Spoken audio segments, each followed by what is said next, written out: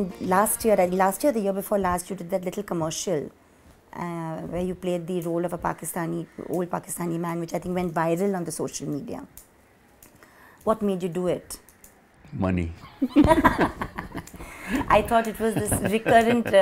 No, it was, they forced me, they wanted me. I said, I'm not an actor, I don't want to do. You get somebody from Delhi, because they were shooting in Delhi. But then their casting person insisted. Then he said that just 2 days, please come and we'll shoot this. And then I asked for the script. I found the script interesting. Then I agreed. And then but the 2 days became 6 days because they shot about 4 different stories. I mean, takes connected with that. You know.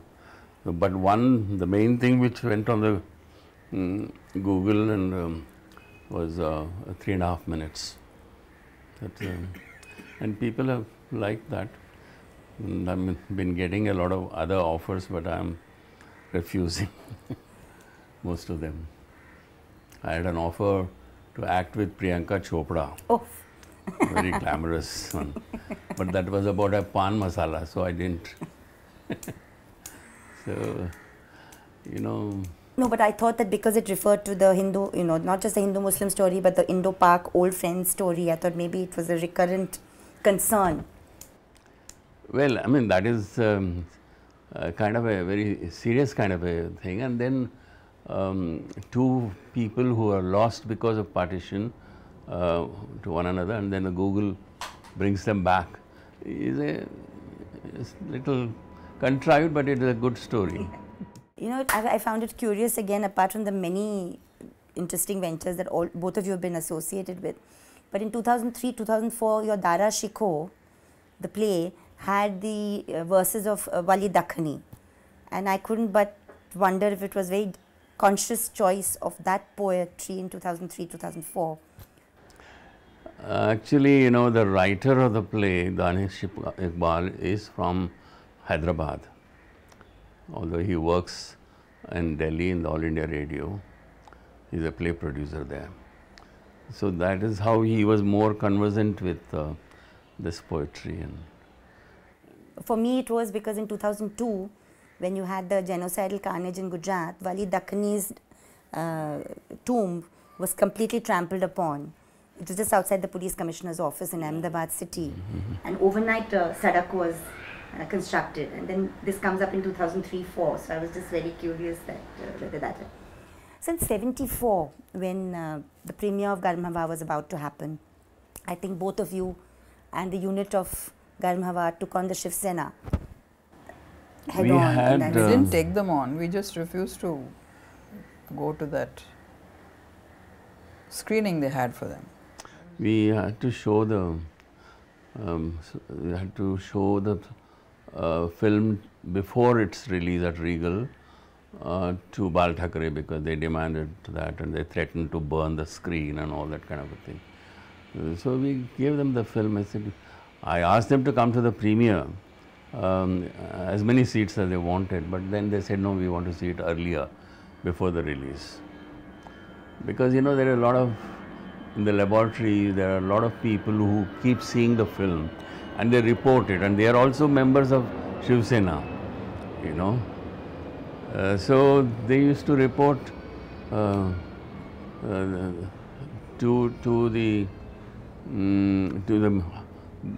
own officers and others, you know, in the leaders.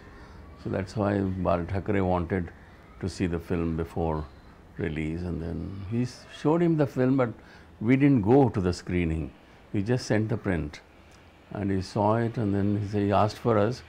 So none of us were there, and he said, "Oh, this is what we want the Muslims to do. If they should belong to the mainstream, you know."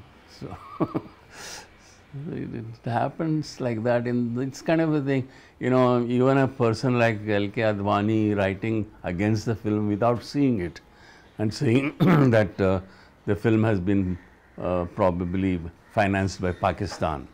I mean, such a responsible statement from L.K. Advani, a very important leader. I mean, these kind of things happen, and then we were not getting this census certificate, nearly 10 to 11 months it took. After showing the films to first the leftists, then we showed it to the Congress MPs, and then we showed it to all the other MPs. You know, went on showing the film free of cost. Our main audience was actually these politicians also. They saw it free. अब मैं यहाँ नहीं रह सकता. अब हिंदुस्तान में किसी मुसलमान के लिए कोई जगह नहीं. इसलिए हमें फौरन ये हवेली और कारखाना बेचकर पाकिस्तान के लिए रवाना हो जाना चाहिए. ये सिंधी और ये पंजाबी इसलिए वहाँ से भागकर आए हैं कि वहाँ का सारा कारोबार ठप हो जाए. इसलिए इस वक्त हम वहाँ पहुँचकर कारखाना लगाएं तो कारखाना भी चल जाएगा और पाकिस्तान भी. I believe that the whole ethics and the financing of the film also tells a story about how MS Sathyu, unlike many people, actually returned the loan given by the Film Finance Corporation for years after it was made. Yeah, it took a long time because the loan that they gave was very small, it was just 2.5 lakhs, and I had spent much more borrowing it from various friends, and then I had to return them the money, and it took a long time, and nobody asked the artists and technicians, they never asked for money, but there were small payments for them, but ultimately after I cleared NFDC's loan with interest of 15% for so many years, you know, then nearly 10 to 12 years it took, and so much interest I paid. In fact, the interest amount that I paid was much more than the capital. So then I paid all the artists, small amounts. Farooq Sheikh, 750 rupees, and there were people who were paid 1,000 rupees, and Balraji took, I mean, we paid only 5,000 rupees. And that was also paid after he had died. That's right, because he died soon after the film was... Before the release of the film, he died. After the last day of dubbing, the next day. जब से जब भागम भाग लगी है ना मियाँ, अपने लमडे को भी तांगा करा दिया. हाँ, इसीलिए अभी तक कराची नहीं गए. अरे मियाँ मैं काहे को जाऊँगा. सुना है कराची में ऊँट गाड़ी चले, बाप दादा ने घोड़े जोते, मैं ऊँट जोतूँ तो रूनी फड़फड़ाएगी उनकी जन्नत में का. How many people who were the technicians and the artists were closely connected with IPTA? Most. Not the technicians. Yeah, some cameraman was also an IPTA member. My other producer was an IPTA person, Abu Siwani, and the light boys and all, they were hired from the industry, and the equipment I had borrowed from Homi Setna, a documentary filmmaker. He was also from IPTA originally. That was the very first Ariflex which came to India. You know, it was an old one, and with that. And it was an on-location shooting. No? All on location, and with only one lens. One lens. The whole film is shot. And how long did it take? 40 to 45 days, maybe.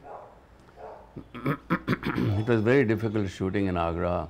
In fact, in UP, wherever you go, people are a nuisance for shooting.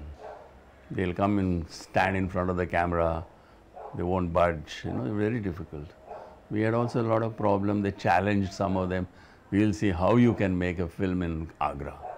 I mean, I don't know. That is the kind of attitude they have. In other cities, you know, you just shoot anywhere. Nobody bothers. I mean, they look at it. I mean, but the regular traffic is on. Maybe because the Taj Mahal is there or something. Taj Mahal? No, there are very beautiful monuments in Agra, and Fatehpur Sikri is such a lovely monument. So any filmmaker would like to use these structures, you know. And here, because the whole thing was set in Agra, so we had to use these locations much more. And that's why you see the Taj from various angles, and Fatehpur Sikri also fully exposed. You are wasting your time in this country. आप पाकिस्तान क्यों नहीं चले जाते? जो भागे हैं उनकी सजा उन्हें क्यों दी जाए जो न भागे हैं और न भागना चाहते हैं?